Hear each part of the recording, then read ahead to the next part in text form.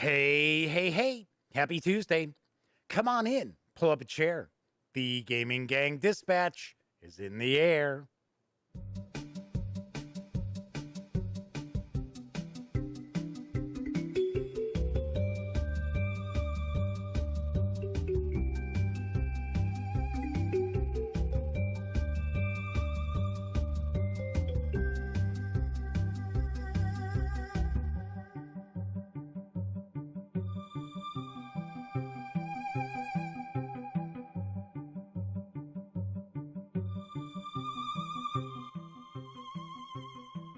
Howdy, howdy, howdy, gang.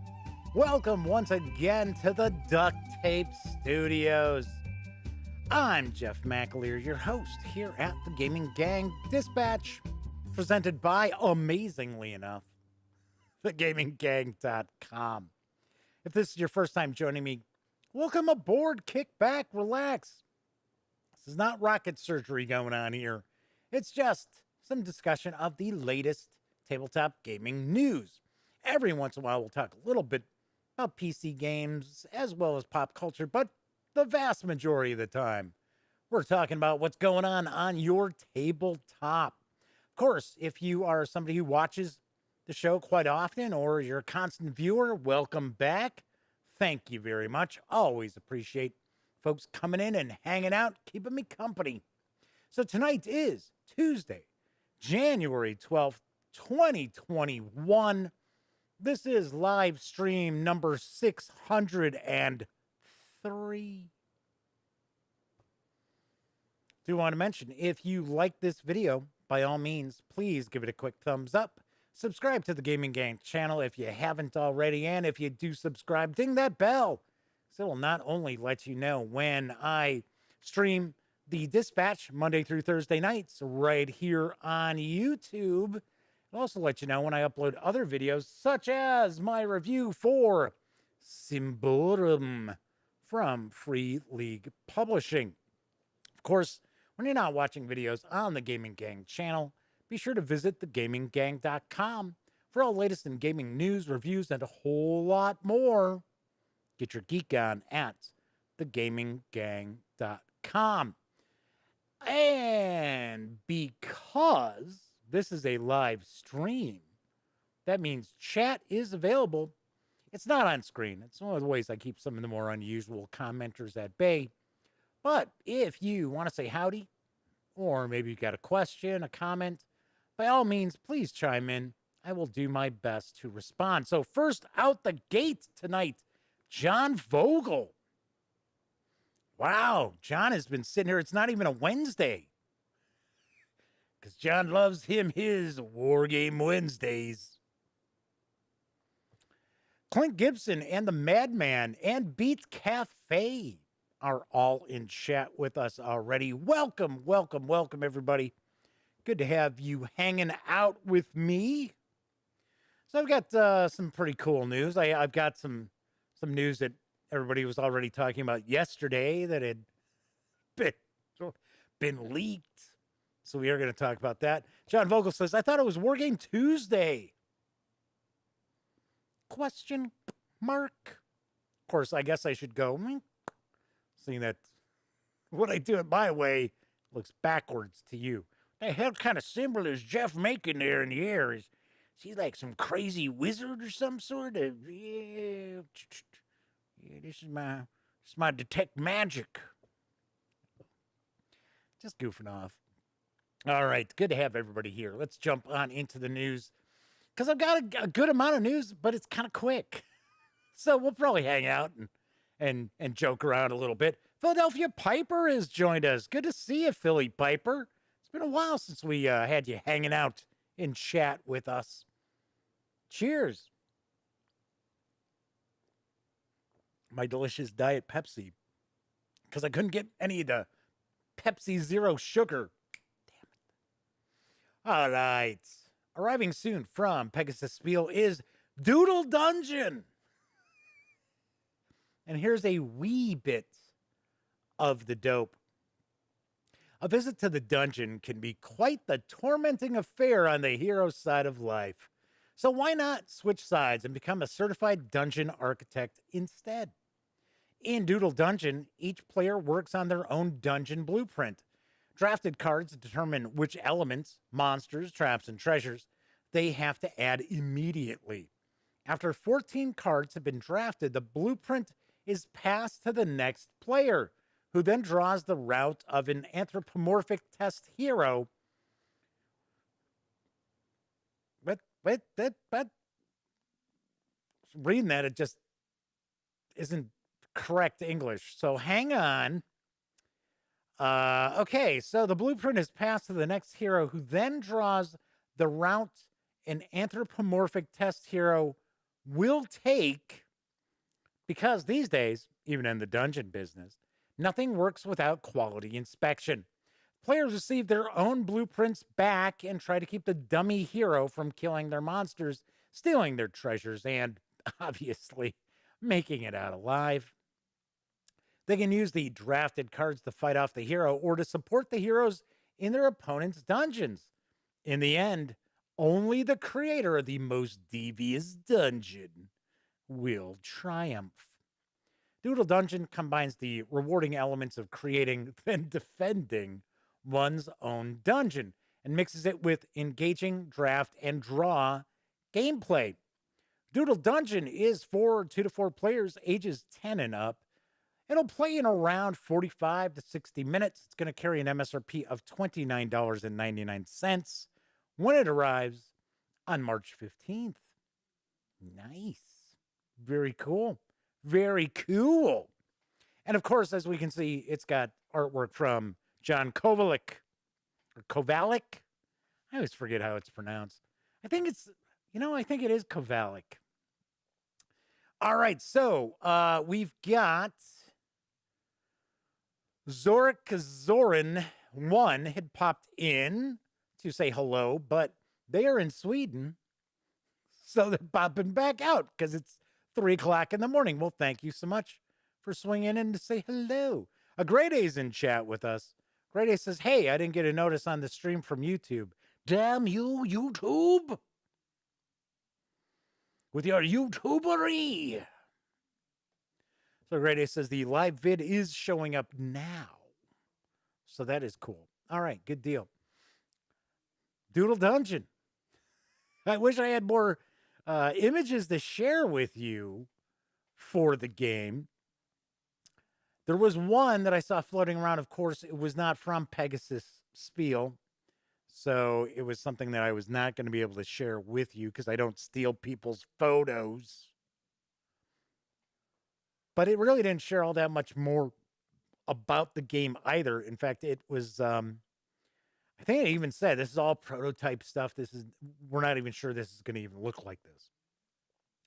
But if you are a fan of games like Dungeon Keeper, then it's probably something that is going to be right up your alley. I got my fingers crossed. Every once in a while, Pegasus does send me stuff, so I wouldn't mind seeing this. This could probably be kind of cool, or it could be a big letdown. I'll be very honest. Could be a big letdown, but fingers crossed. This is pretty cool, and it looks to me as if this is just perfect for loads of expansions as well.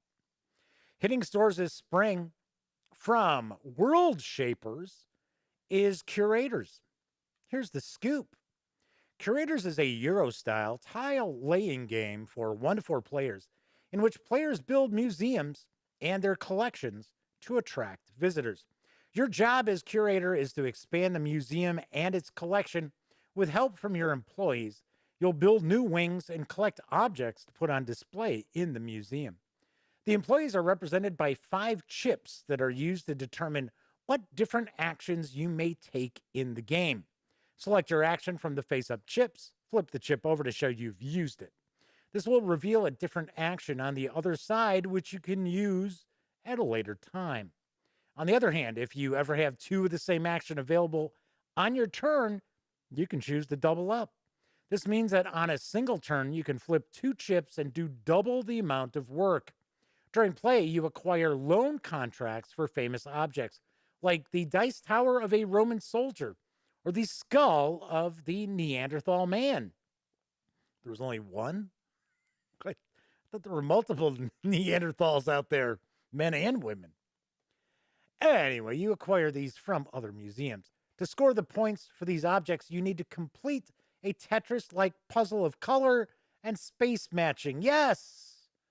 Once again, a Tetris-like game. When the game ends, only one museum will stand as the victor and take home the Museum of the Year award. Curators is for 1 to 4 players, ages 14 and up, plays in around 45 to 60 minutes, and it will carry an MSRP of $50 when it arrives in Q2. This could be kind of interesting. I know the polyomino aspect of it. It's like there's far too many games that are using that mechanic right now, in my opinion. Just in my opinion. I'm not saying it's a bad mechanic. I'm just saying it's just way too overused at the moment. But I do like the theme of this. The theme seems pretty interesting. And I have to apologize. I wish I had better images of this to share, because the game actually looks like it's got way more visual pop. Only problem is all the pictures that are available for this were not from the Kickstarter. This is from the Kickstarter. All the stuff that's showing like the game actual layout was all they were all taken by, I want to say it's Eric Plays Games. And once again, I don't steal other people's photos to use, so I don't know. Kabuki Kid has joined us in chat. Good to see you, Kabuki Kid. Flaming Huron is here. So we've got both our chat moderators hanging out. We also have Joe Roberts has arrived as well. Kabuki Kid says, "Hey, Joe, what do you know?" So this could be kind of cool. Could be kind of interesting. So we will find out. All right. I almost never talk about dice and dice Kickstarters and things like that. But there is a new dice Kickstarter that launched today. It's from Level Up Dice, and they've teamed up with Paizo. This does seem kind of interesting, especially if you're a Pathfinder player. So here is the skinny. Long ago in a distant land, it was decided by persons unknown that a set of RPG dice should have exactly 7 polyhedrals in it. No more, no less. The restrictions of early gaming and manufacturing have created a legacy, but evolution is a constant process. We live in a time where gamers no longer need the 7 die set. In fact, characters are now so unique that finding 2 who require the same dice palette is a challenge. Now is the time for change. Now is the time for a world where adventurers forge their own destinies with their own unique tools and powers. I'm getting all excited by this, right? Our Kickstarter offers you the opportunity to customize your own luxury dice in ways never before available. Have you ever played a wizard and wished you could have 5 matching D4s for your magic missiles? A rogue who has heard percentile dice rolls exist but never needed to make one, and for whom a D12 is nothing but a paperweight? No more.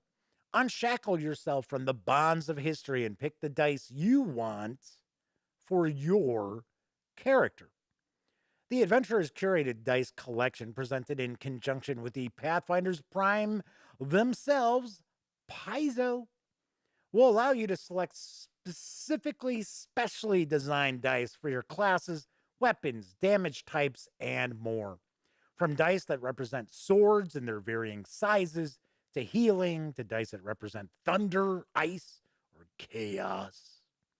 These powerful polyhedrae will be available in dozens of colors, making your set completely customizable to reflect your character.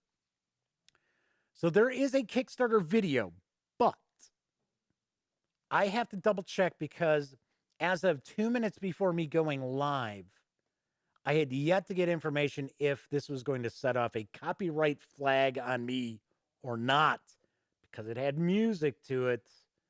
And sometimes his music sets things off. So give me a second here. I am going to take a look to see, because the video is a couple of minutes long, and of course it's gonna show you far more. Yep, see, copyright strike. All right, so I'm going to throw out the option here. Let me go back to my software. Get rid of that. I'm going to throw the option out here for everybody who's in chat. I'll give you a moment. Do you want to see the video for this with no sound, keeping in mind that the video is a couple minutes long? Or have you seen enough? So while you're deciding on that, I am going to come down here because I didn't have the video set up or anything yet. So that's why I was kind of like, it's dice. Do we need a video? It's a grade A, so that's a no. Kabuki Kid says, I'm cool with whatever. Flaming Heron's decisions. Okay, no, but you're not helping anybody. Vote.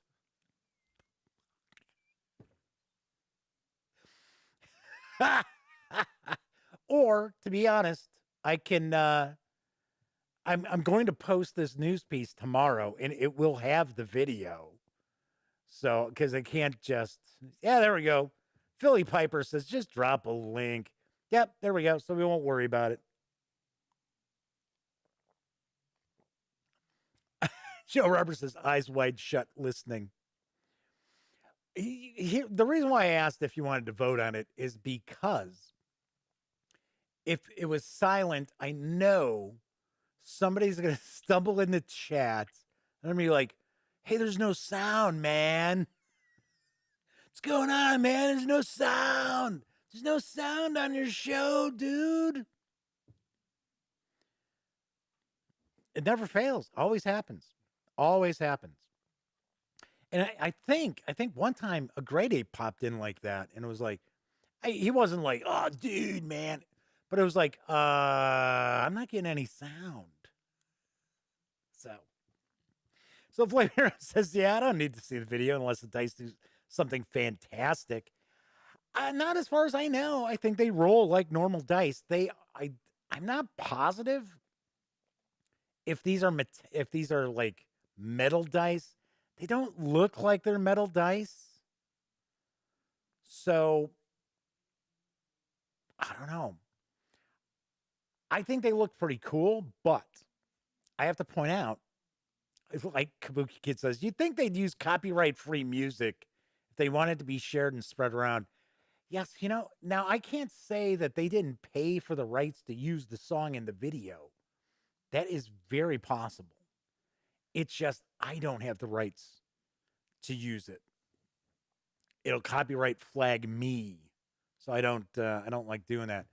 Anyway, these dice look very cool. I got to admit, I think they look pretty sweet. Thing is, I don't just play one system. So this is one of the reasons why I don't tend to get like custom dice, especially dice that have something like on the 20 or on the 1. Like on the 1, I have seen dice where it's like, the F-bomb on the 1, or like it's like F me on the 1 and it's F you on the 20. Thing about that is not every game is that I play or run is the 20 like, all right, this is excellent. Sometimes the 20 is the fumble and the 1 is the excellent die. Do you want to say there's a slew of various different combinations for you to purchase, to pick out? I gotta say, I think from what I was looking at, like I said, there's a bunch of these. I think if you want like a 7-die set, it's about $70. So I think the D20 is $15 or $20. So I like dice. I like good dice. I don't go crazy about dice. I don't have any metallic dice. I know a lot of people complain that metallic dice tend to ruin. They're like dice towers and if they've got like their dice trays and stuff like that. I have dice trays that are fabric, and I have dice trays that are also felt on top of plastic, essentially. So so Joe says they want the loaded dice. I think that's a little extra. I think that is it might be a stretch goal. So the madman says no one touches my dice. They swear my dice are cursed, and I'm not allowed to touch anyone else's dice for fear of spreading the curse. So typical. It really is. That is a role player right there, ladies and gentlemen. The madman with the cursed dice. Usually board gamers don't complain about cursed dice. Unless it's just like in the middle of a game or like, man, these dice today are cursed. Not always cursed. But yes, I have seen people throw dice across rooms and never retrieve them. So Flaming Heron says, yeah, if they came to a stream without any sound playing, they'd figure something was wrong with their audio. A Great A says, Q Workshop used to make the Paizo dice, Adventure Path themed. I remember those. I remember seeing those. Kabuki Kid says they have a set of metallic dice. They actually won that they're a novelty and don't actually play with them. I have. Oh, let's finish up the news. And then I think you've all seen it.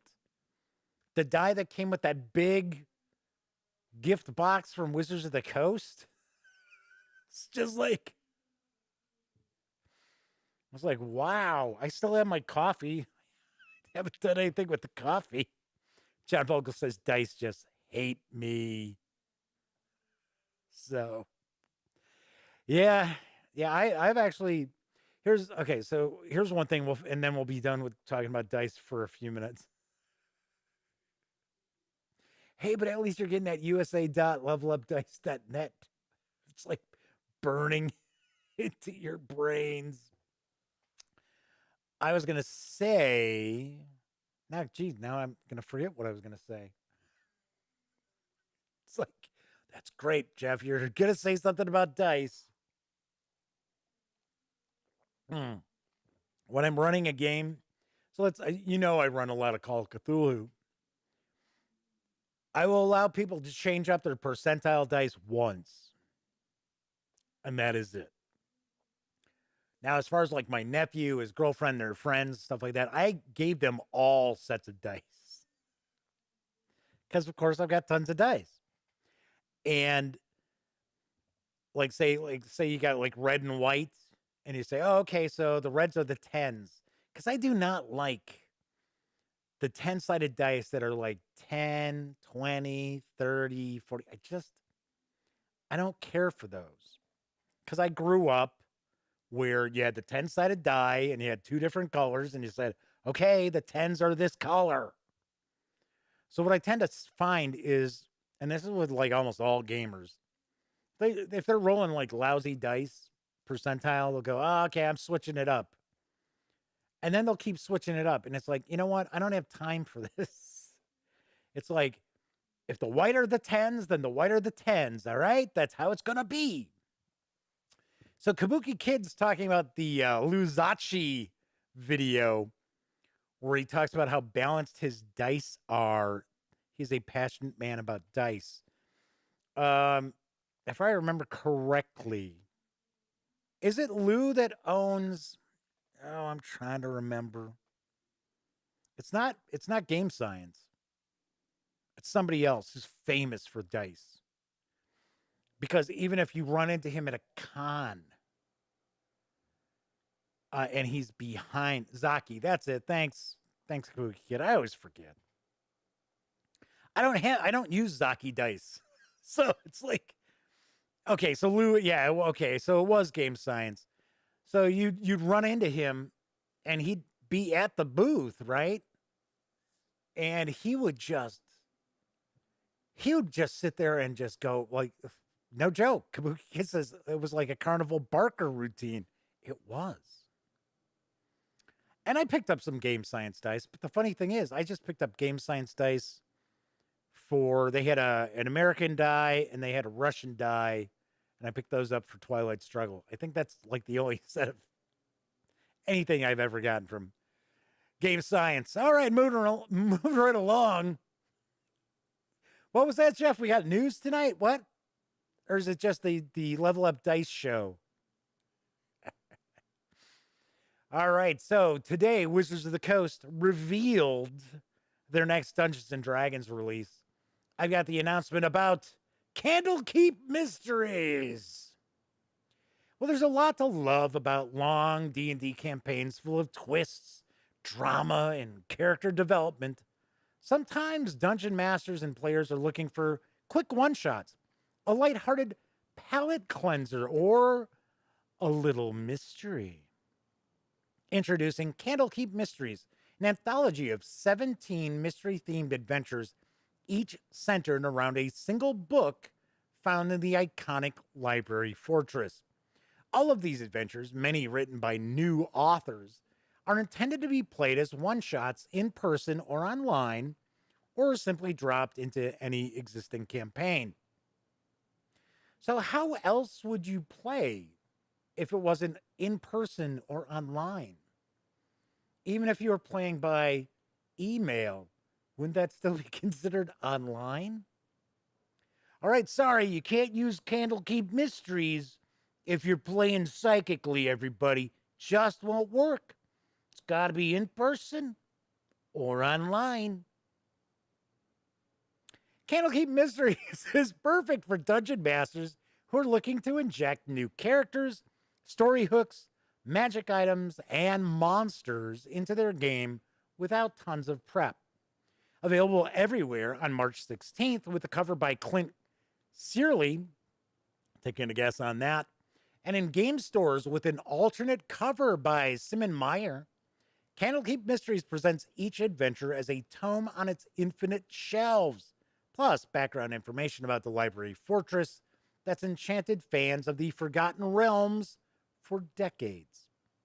I got my start in the gaming industry by writing short D&D adventures, said Chris Perkins, principal story designer for Dungeons & Dragons. I'm grateful to be able to work on a product that gives other authors the same opportunity. The adventures in this anthology reflect the incredible creativity of the D&D community. This is going to arrive, I don't have a page count, but it is going to arrive on March 16th. It's going to carry an MSRP of $49.95. So didn't Chris Perkins get started at Dungeon Magazine? I could have swore that's where he got started writing adventures. So did Wolfgang Bauer, who is he does most of his work for Coel Press. There's another one who started over on, so Clint Gibson. Hey, Clint, good to see you. I don't think I said hello to Clint. So Clint Anna Great A says, yes, that's where Chris Perkins started off. I'll be the first to point out, as far as Dungeon Magazine goes, I think I would count on two hands that I remember running across or seeing or hearing about. Remember, I did not necessarily, once first edition was around, I kind of checked out on D&D. So that's why I always talk about like second edition. I don't know much about it. Third, not a whole lot. 3.5, not a whole bunch. So, I mean, I know, but not like tons. But, I've seen some dungeon magazines. I think I would probably count on two hands the good adventures that are in Dungeon. I don't know. So, we've got Dennis Kozorowski. Dennis K. I'm just going to say Dennis K. from now on when Dennis comes in. Dennis K. has arrived. Wookie Kid says, I like Dungeon, dummy. No, she didn't say dummy, but she's insinuating that. I felt that each issue had at least one reasonably good adventure in it, at least to mine from, if nothing else, at least the first 50 issues or so. Yeah. I mean, there are some that are pretty interesting adventures. There's just far too many of them that are just railroads. And and the funny thing is, I've talked about railroading in Call of Cthulhu. You sort of have to do it a little, sometimes a lot, in a horror role-playing game. Fantasy role-playing games, a bit different. People don't like to be railroaded so much in fantasy role-playing games. You'd think it'd all just be the same, right? But it's not, because you're really looking to provide a specific kind of experience in Call of Cthulhu that you're not necessarily looking to provide in Dungeons and Dragons, and vice versa. So I had heard Deborah Wall was supposed to have been providing an adventure, and it turns out she is not. She is not one of the authors that has been named for this release. Could be interesting. I like the fact that Wizards of the Coast is releasing another kind of adventure anthology. These are going to be really short adventures. That might not go over so well. And it didn't look like, now I didn't study the authors, but it appears that it is not all women authors either, because I know that was kind of part of the rumor that's floating around, that would be all women creators in this book. So I don't know. I'm looking forward to it. We should see it. We should be able to see it. And being short, kind of one-shot adventures will provide a lot of value, in my opinion, even if they're not all, winners, which I'm sure they're not going to be all winners.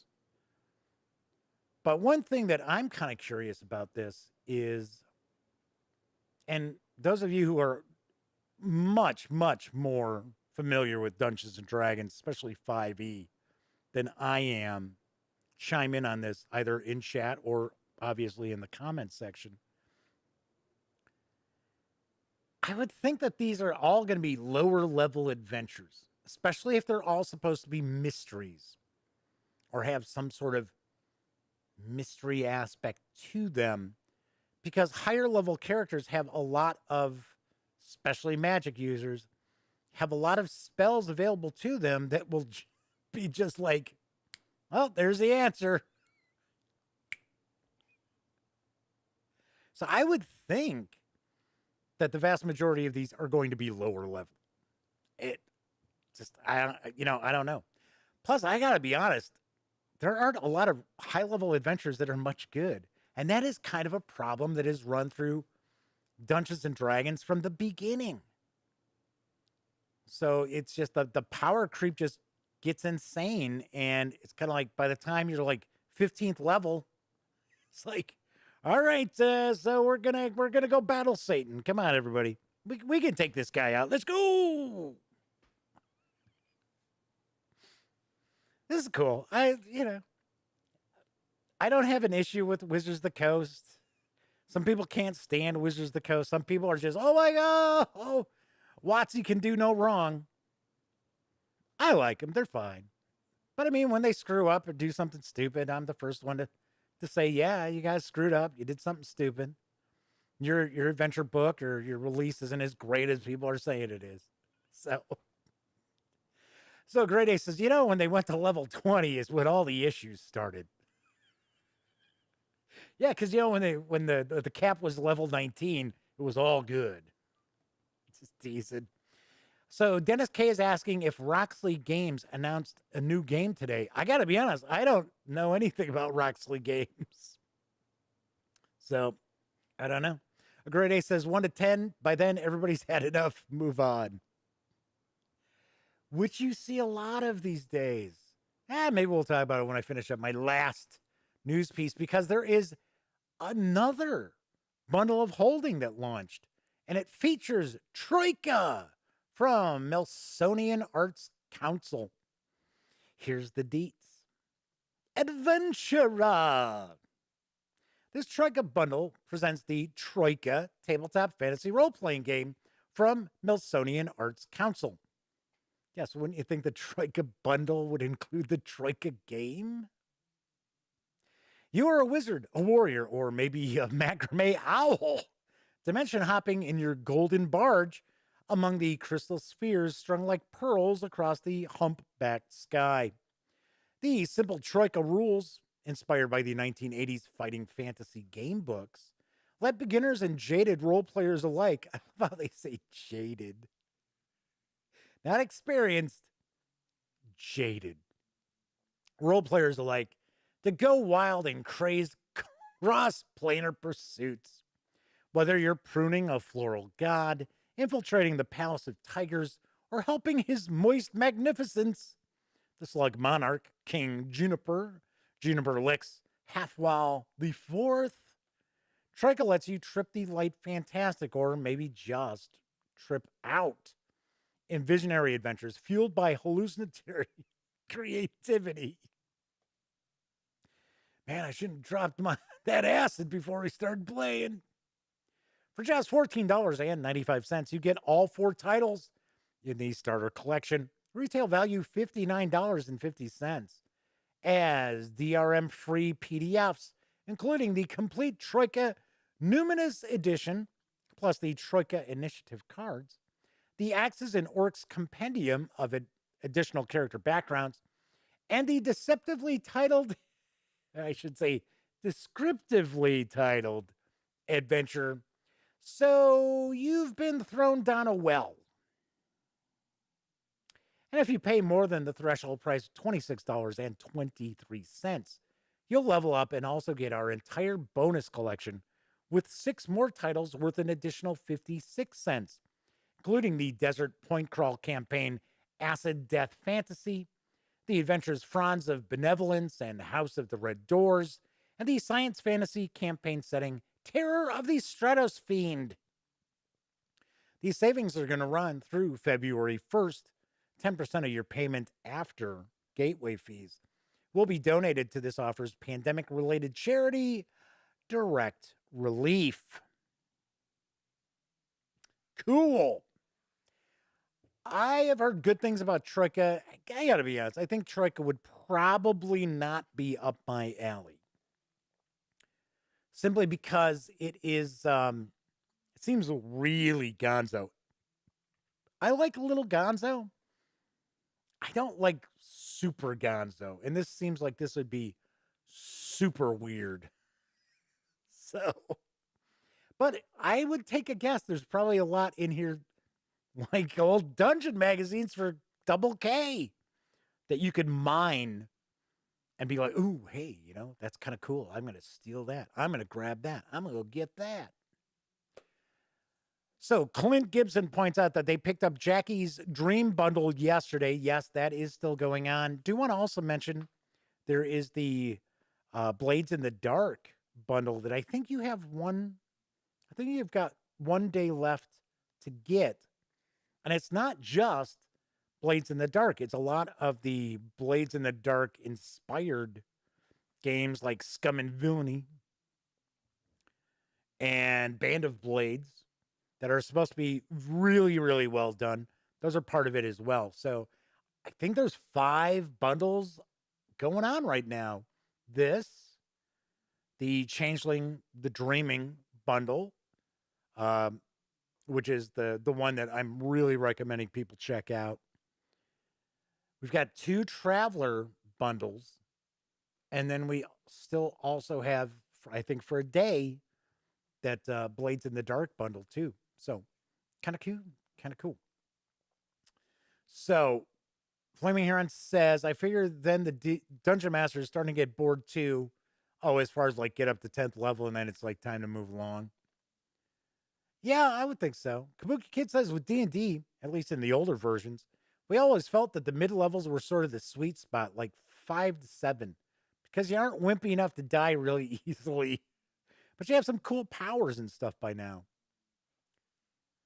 So a Great A says, Trip the Light Fantastic is such an odd phrase from the 1940s, maybe earlier. So Flaming Heron says, John Carter. Is there still a John Carter bundle of holding going on? Wasn't John Carter over at Humble Bundle? Maybe I'm wrong. I don't know. There's always plenty of ways for you to save a lot of money with role playing games. Always. That's why when people complain, I've said it before. Well, before I go into that, do want to mention, even though we haven't talked about Drive-Thru RPG really, even though Bundle of Holding is affiliated with Drive-Thru RPG, in case you didn't know that. I don't think they're owned by One Bookshelf, but they do have an affiliation.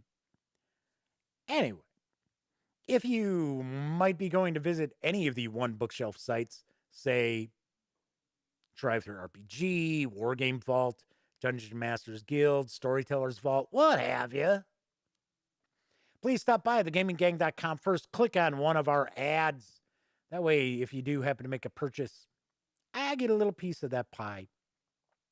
And all those nickels, dimes, and quarters really do add up and help keep the Gaming Gang around.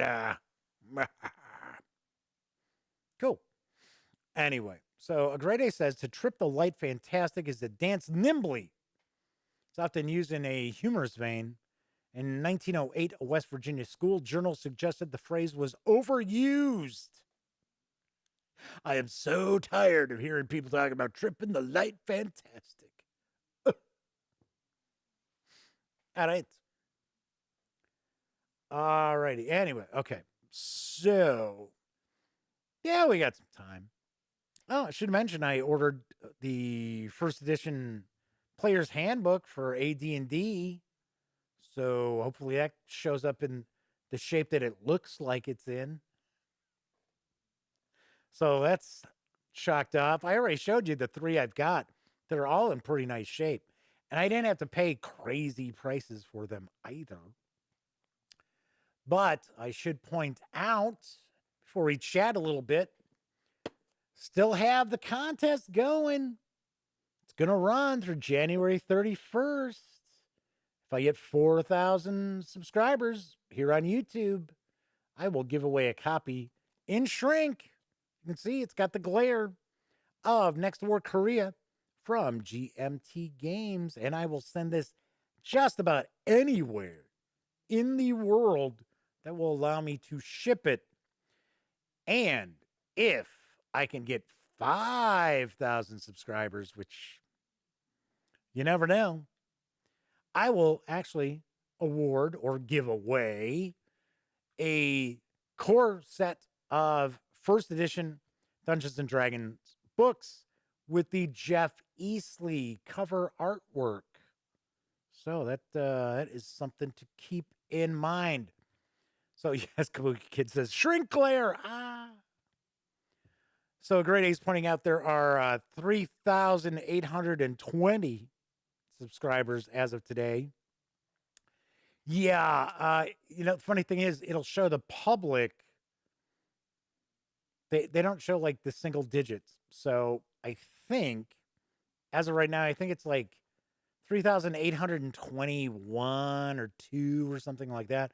But it'll actually show everybody else. It's like 3,820. So Clint Gibson says they're going to make their kids subscribe. And Flaming Hero says, do you have about 1.2 thousand kids, Clint? Get busy. Get busy.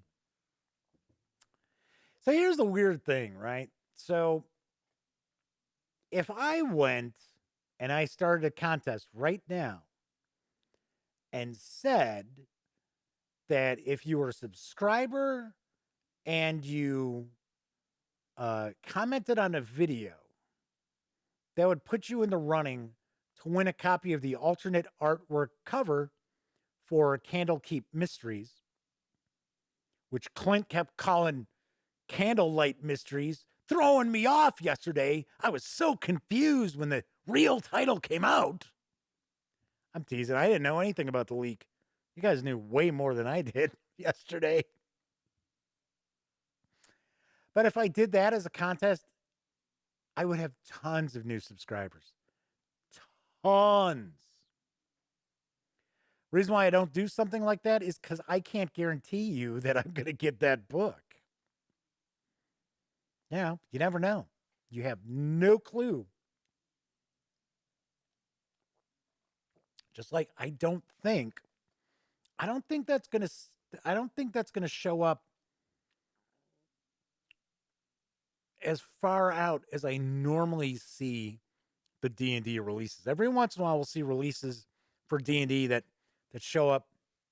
One time, I think it was like 2 days before it went on sale, it actually made its way out to reviewers. Kind of get the feeling that that's going to be the case here. So, all right. So Clint Gibson says, "Yeah, I was calling it Candlelight Mysteries all day." Anyway, so we were chatting a little bit about D&D and how it seems, and like I said, I guarantee everybody sitting here watching and hanging out in chat has way more experience playing and running Dungeons and Dragons than I do. But to me, it always seemed like now it might have been like say 3.5 or so. Grade A says, did they announce how many pages? No, I don't know. I've not seen anything with the page count yet because that is something I had looked at. I do know the MSRP is $49.95. So that is the MSRP. Anyway, I don't know when D&D and probably most role-playing games went from you had a character that you created and you kind of stuck with them for a long time or as long as you possibly could, unless it was, just an awful character. You were like, yeah, let's hope they get killed. Oh, hey, this is Cannon Fodder the Rogue. So let him lead everybody, okay? But then it's suddenly, well, maybe not suddenly, this may have been decades, who knows? I don't. But nowadays it's almost like players want to create new characters and they don't even want to finish up a campaign book or adventure book. And they want just a whole new character and a whole new story. And if you are somebody who plays Dungeons and Dragons and runs Dungeons and Dragons and tends to run pre-made adventures, published adventures, you're kind of stuck because Wizards of the Coast doesn't release that much for you to be constantly, like, every couple of months going, okay, well, we got a new campaign because you guys all want to create new characters again. Am I wrong in thinking that? Because it just seems to me that whenever I run it, a lot of people online are always talking about, yeah, well, I get my D&D characters like level 5. Time to start a new one. It's like, okay. So Grade A says 4 players in Storm King last year. They went through 7 characters. That's not bad. That's pretty good. I would take a guess that you had some deaths along the way. Some player kills. But yeah, when I'm talking about we have, people are like, oh, they just want to create a new character all the time. Their characters haven't even gotten shellacked. They haven't been.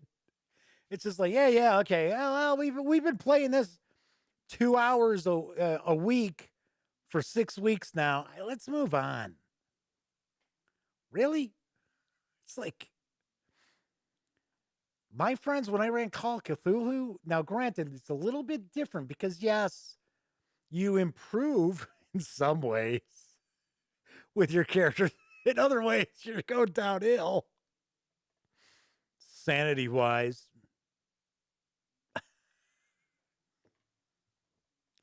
With Call of Cthulhu, but everybody, except for Elliot's nephew, Paul, who was always doing silly stuff, getting the character killed.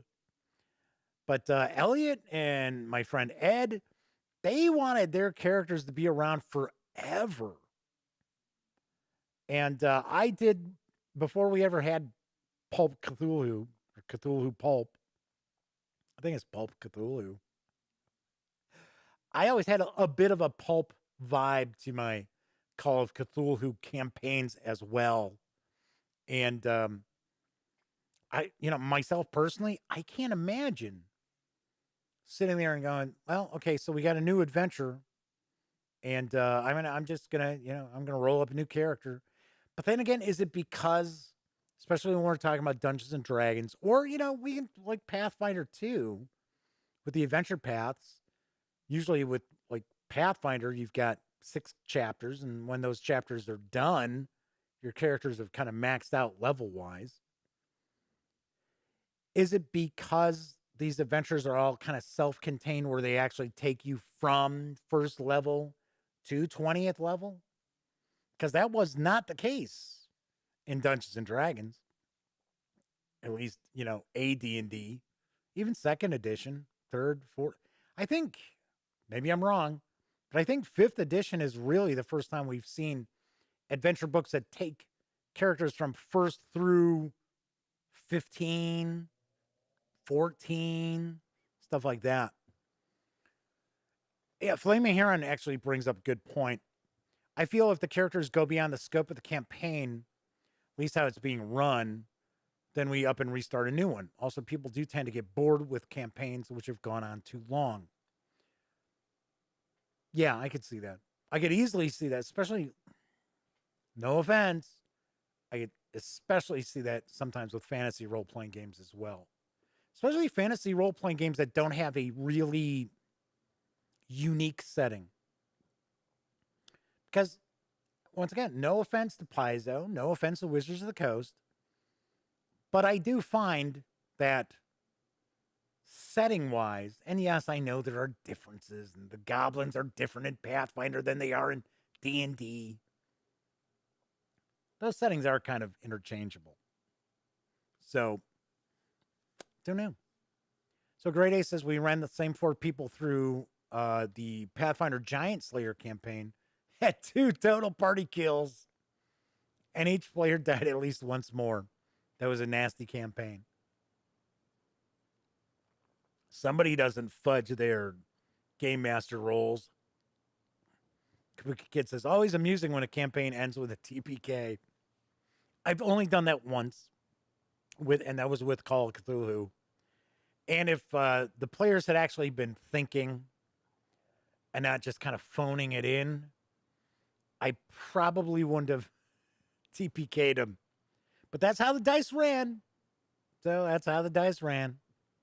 And that was it. That was the end. Alrighty. So that is it for this time out. Do want to point out that my review for Symborum is in the can. It's done. It's good to go.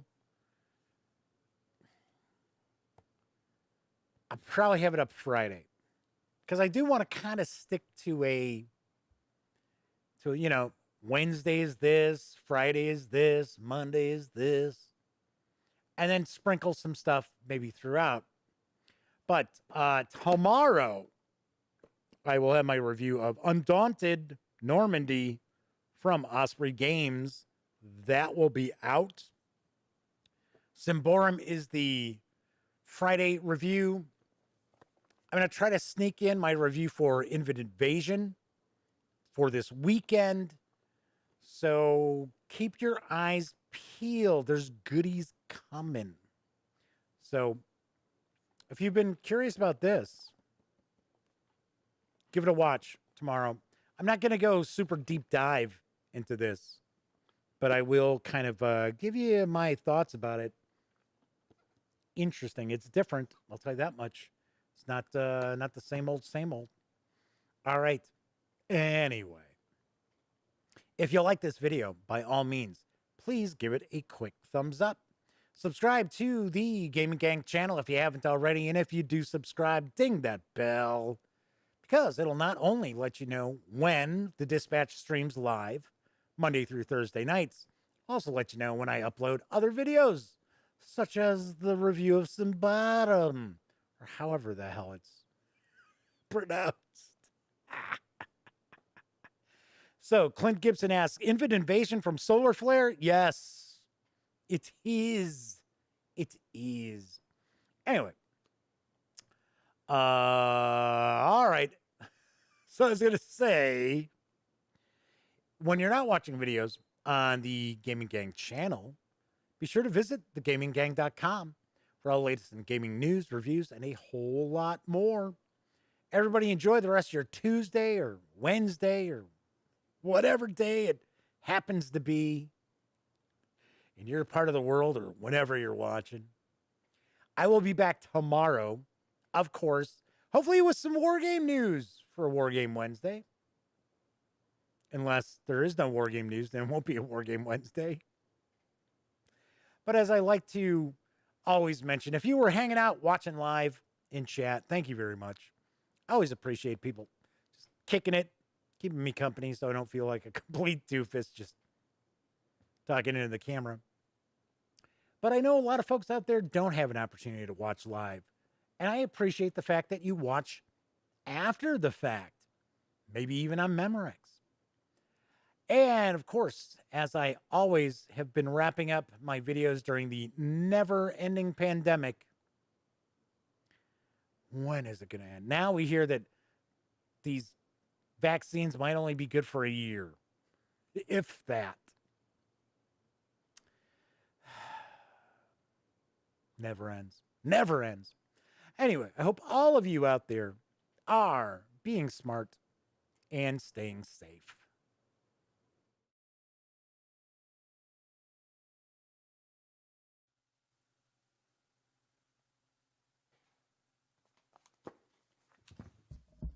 Oh, you're still here. Well, if that's the case, if you'd like to subscribe to the Gaming Gang channel, by all means, click right here. And if you'd like to check out one of our recent live streams, click right up top. And if you want to roll the dice and see what the algorithm for YouTube recommends, click right here. And of course, thank you once again for watching. And gang, please stay safe and wear a mask.